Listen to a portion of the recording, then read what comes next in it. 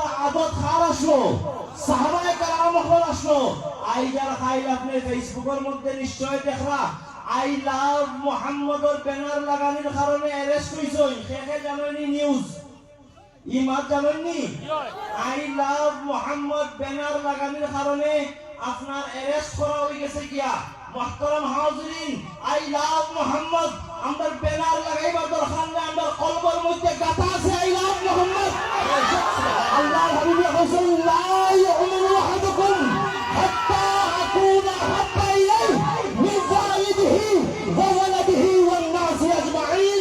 তোমরা অত সময় পর্যন্ত মুমিন মুসলমান হইতে পারতাই না যত সময় পর্যন্ত আমি মুহাম্মদের লগে তোমার মা বাপ